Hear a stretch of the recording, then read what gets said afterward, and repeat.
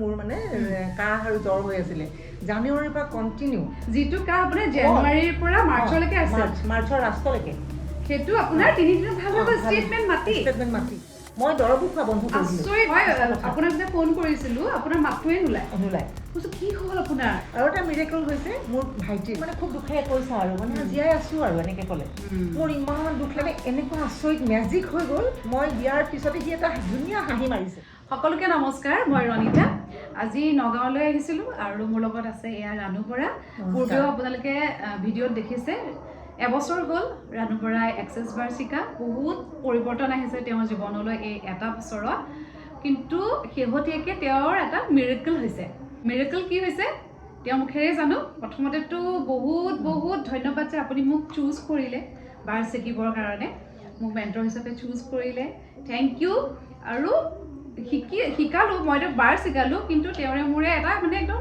ঘৰুৱা সম্পৰ্ক হৈ গ'ল বৰ আন্তৰিক সম্পৰ্ক এইটো তেওঁলোকৰ মোৰ ঘৰুৱা হৈ গ'ল এতিয়া মানে মই সেইটো ভণ্টিৰ নিচিনাকে মই ভাবো আচলতে মোৰ লগত শিকা বহুতৰে সেইটোৱে হৈ যায় সেইটো হৈ যায় আৰু সেইকাৰণে মই ৰনিতাক চাগে চুজ কৰিলো কথাটো এনেকুৱা মিৰেকলটো এনেকুৱা ধৰণৰ মোৰ হাজবেণ্ড আৰু মোৰ মানে কাহ আৰু জ্বৰ হৈ আছিলে জানুৱাৰীৰ পৰা কণ্টিনিউ এই বছৰ মানে ভাল হয় আকৌ হয় ভাল হয় এনেকৈ মানে মই অকণ কিবা ডিপ্ৰেশ্যনে কি ক'ম মানে অকণ অশান্তিত ভুগি আছোঁ মই অকণ এক্সেছ বাৰ্ছৰ পৰা যেন অকণ আঁতৰি আহিলোঁ ওলাই আহিলোঁ কাহটোৰ কাৰণে অন্য নহয় অলপ ওলাই অহাৰ নিচিনা হ'ল তাৰপিছত অহাৰ পিছত কি হ'ল এদিন হঠাৎ একদম ভগৱানৰ নিচিনাকৈ সঁচাকৈ ৰনিতাই মোক ফোন কৰিলে মই মানে ফোনটো কৰাৰ লগে বহুত ভাল লাগিলে মোক ক'লে কি হ'ল মই ঠিক কাহিছোঁ কি হ'ল মই চোন এনেকুৱা আপোনাৰ নিচিনা মানুহগৰাকী এনেকুৱা হ'ব পাৰেনে বুলি ক'লে তাৰপিছত মই তেতিয়া মানে খুব ভাল লাগিলে মনটো ভাল লগাৰ পিছত মই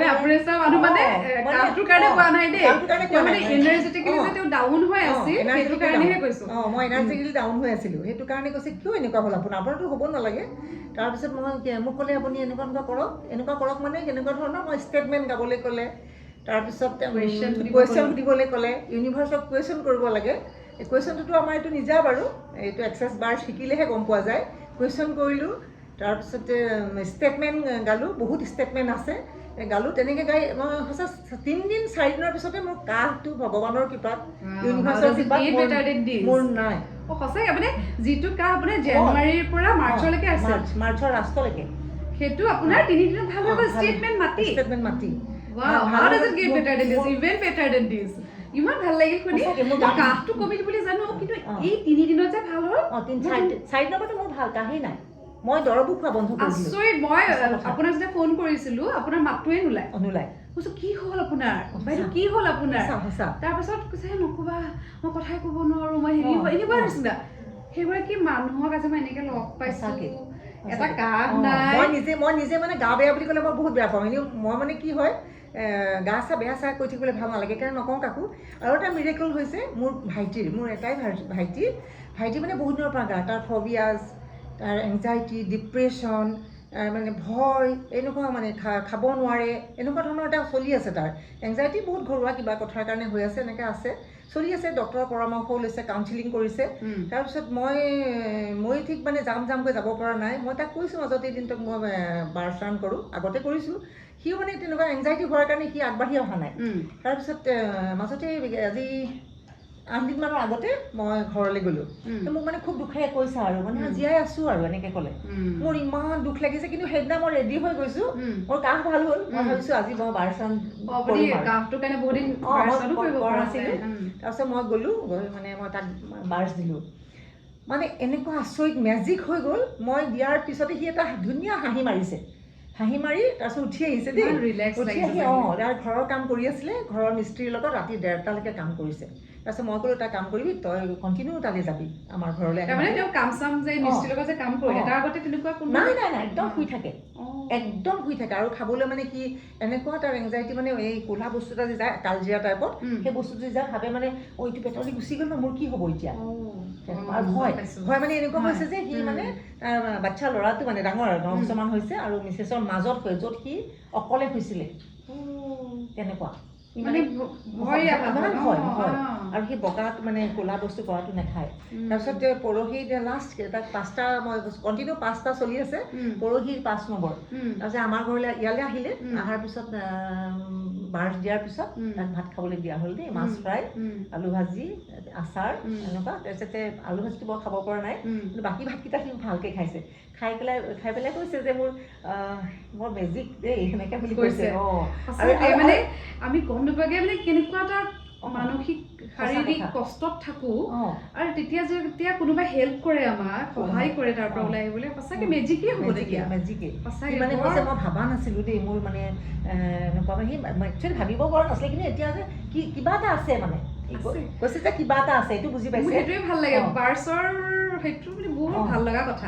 যোৱাকালি মানে মই মানে ক'লো বিয়া আছিলে, মই কাইলৈ নালাগে, সি যেন অকণ অন্তৰত কষ্ট পাইছে আহিব নোৱাৰাৰ কাৰণে, তেনেকুৱা হৈছে মানে অৱস্থাটো। দি থাকিব দেই, দি থাকিম আৰু ভাবিছো আৰু 8-10টামান দি দিম আৰু নিশ্চয় ভাল হৈ যাব। নিজেও কৈছে তেওঁ যিহেতু নিজে একচেপ্ট কৰিছে ন, আৰু নিজেই কৈছে মেজিক বুলি, ভাল হ'বই হ'ব। সঁচা কথা, মানে বহুত ভাল লাগিলে। আৰু ৰণিতাৰ লগত এনেও ভালো লাগে বাৰু, সকলোৰে লগতে ভাল লাগিব, কিন্তু ৰণিতাক মই যিহেতু ওচৰৰ পৰা পাইছোঁ, আৰু মই ভাবোঁ যিসকলে ভিডিঅ'টো চাই আছে ৰণিতাৰ লগত যোগাযোগ কৰক। বাকী সকলো ভাল, কিন্তু মানে মই মানে খুব কমফৰ্ট ফিল কৰোঁ, খুব ভাল লাগে মোৰ। যিকোনো সময়তে ৰাতি 11টাতো মই কথা পাতিব পাৰোঁ, কোনো হেজিটেট নাই। গতিকে এইখিনি কথা এক্সেছ বাৰ্চে আমাক সঁচাই সলনি কৰে। মোৰ ভাইটিৰ কথাটোৱে, মই অন্যখিনি বাদ দিছোঁ, ভাইটিৰ কথাটোৱে মানে একদম নিজৰো চেঞ্জ হৈছে, মোৰ মানুহজন একদম চেঞ্জ হৈছে। মানুহজনৰ বহুত মানে তেনেকুৱা বিশেষ ঘৰুৱা কথা এটাত মানে নাতিনী এজনী ঢুকাইছিলে, সেই কথাটোৰ কাৰণে একদম মুখত হাত চাত দি এনেকৈ থাকিছিলে। তাৰপিছত সেইকাৰণে মই বাৰ শিকিব লগা হ'ল, মই সেইকাৰণে শিকিলোঁ। শিকি এতিয়া এওঁ ভাল, সেইবোৰ বৰকৈ চিন্তা নকৰে। কিন্তু মই মানে অকণমান দেখিছোঁ যে অকণ এনেকুৱা হৈছে, মই লগে লগে বাৰ চান কৰা আৰম্ভ কৰি দিওঁ। গতিকে এইটো মানে একদম সঁচা, ঘৰত এজন প্ৰত্যেকেই মানে থাকিব লাগে, এজন হ'লেও বাৰ স্নান কৰা মানুহ, বাৰ শিকা মানুহ থাকিব লাগে, তেতিয়া ঘৰখনৰ পৰিয়ালটোৰ অন্তত সুবিধা হয়। সঁচাকৈ মানে একদম উদ্ধাৰ কৰা হয়। কাৰণ আমি কেতিয়াও এইটো দাবী নকৰোঁ আমি ভাল কৰিছোঁ বুলি, আমি সদায় কণ্ট্ৰিবিউট কৰোঁ। আমি যিখিনি প্ৰেক্টিচনাৰ আছোঁ, আমি সদায় কণ্ট্ৰিবিউট কৰোঁ। মানুহজন যিহতে থাকক, যিটো পৰিস্থিতিতে থাকক, তাৰ পৰা উলিয়াই আনিবৰ কাৰণে আমি সহায় কৰোঁ। সেইটোৱে কথা। বাকী ইউনিভাৰ্চৰ ওপৰত আৰু সেই মানুহজনৰ ওপৰত, সেই ব্যক্তিজনৰ ওপৰত, যদি তেওঁ ভাল হ'বলৈ বিচাৰিছে, মই সদায় কওঁ পৃথিৱী কোনেও ৰাখিব নোৱাৰে। আৰু এটা বিশ্বাসো ৰাখিব লাগিব দেই, অন্তৰত এটা বিশ্বাস ৰাখি আগবাঢ়িব লাগিব। নিশ্চয় মানে এক্সেছ বাৰ্চে কাম কৰোঁ। যদি বিশ্বাস নাথাকে, তেতিয়া মই ভাবোঁ এইটো বাৰ্চান কৰিব নালাগে। আৰু বিশ্বাস ৰাখি পেলাই আগবাঢ়িলে মই ভাবোঁ যেনেকুৱা বিপদ হওক, যেনেকুৱা ব্লকেজ হওক, সকলোখিনি মিৰেকল হৈ যাব। মই সেইটো ভাবোঁ। মই কাৰণ নিজে আজি 1 বছৰত মই মানে এইটো মই নিজে গম পাইছোঁ, যিখিনি পৰিৱৰ্তন হৈছে সেইটোৱে মানে বহুত ভগৱানক বিচাৰিলে মানে যিটো ইউনিভাৰ্চে আমাক দিয়ে, হাৰ্ডলি বিচাৰিব লাগিব, সেইটো বস্তু আমি পাম। আৰু ৰাণু বাইদেউ থাকে নগাঁৱৰ বৈদ্যটোপত থাকে। যিসকল নগাঁৱৰ টাউনৰ লগতেই বিচাৰি আছে, এগৰাকী ভাল প্ৰেক্টিচনাৰ বিচাৰি আছে এক্সেছ বাৰ্চৰ, ৰাণু বাইদেউৰ সৈতে কণ্টেক্ট কৰিব পাৰিব। ফোন নাম্বাৰ দি দিছোঁ, আপোনালোকে কণ্টেক্ট কৰক। যিহেতু তেওঁৰ হাতেৰে মেজিক মিৰেকল আপোনালোকে শুনিলে, তেওঁৰ মুখেৰে শুনিলে, তেওঁৰ হাতেৰে যিটো মেজিক মিৰেকল ক্ৰিয়েট কৰিছে, আপোনালোকেও ল'ব পাৰে, ধুনীয়াকৈ লওক, কণ্টেক্ট কৰিব পাৰিব তেওঁ। হ'ব, থেংক ইউ ৰাণু বাইদেউ। আৰু আকৌ কওঁ যে মই সদায় কৃতজ্ঞ মোক চুজ কৰাৰ বাবে। আমিও কৃতজ্ঞ, সকলোৰে ভাল হওক, ইমান ধুনীয়াকৈ শিকাই বহিলোঁ। সকলোৰে ভাল হওক, থেংক ইউ।